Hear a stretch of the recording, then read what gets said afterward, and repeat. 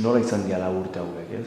Oposizioan egon dira Aralar, Hamaika Bat, EAJ, Alderdi Sozialista, Bildu egon da gobernuan, nola izan da harreman hori barruan urte hauetan eta bilakaerarik egondan edo ez, nola bizi izan duzue udal gobernuak, nola bizi izan duzue oposizioarekiko harreman hori?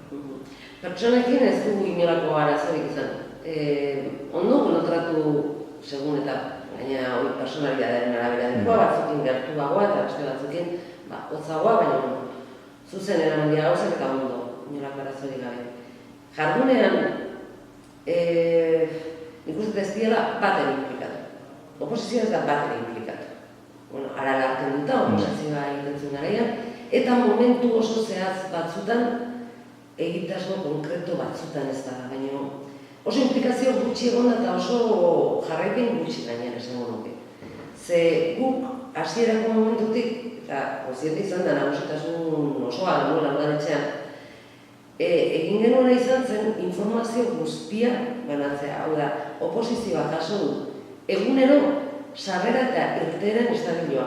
Hau da, ze sartzen zen, ze ateratzen zen, ze dana, eta izenburu batekin pixka bat esplikatu zer dan. Hori oposizioak ere, egunero.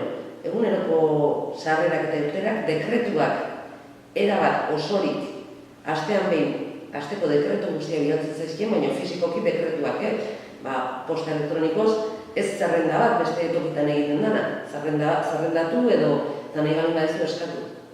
Osa, dekretu guztiak.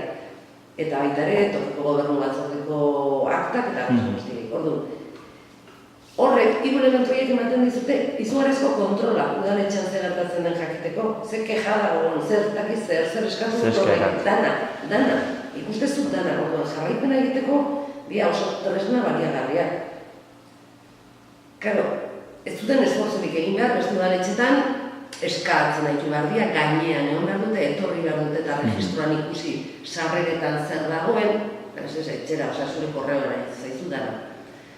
Orduan, guk eman den aukera guzti horiek albidetzen zuten pixka jarraipena egiteko, hau da, urbanistikoki ze garapena egiten nahi zen, ez dakiz jarraipena hortik dago.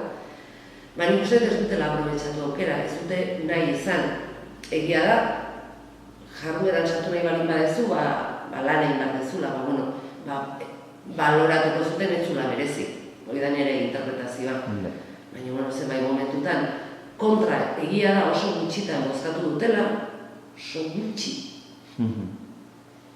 Baina, abstentziora jo dute, denbora guztian. Baina, tengabe, arrazoirik ez zegoen ere, gai logikaz planteatzen zian gaiak zirenean, eta egin behar ziren gaiak, tramitezko gaietan ere, abstentziora jotzen zuten, ulergarria zen, ulergaitza zen.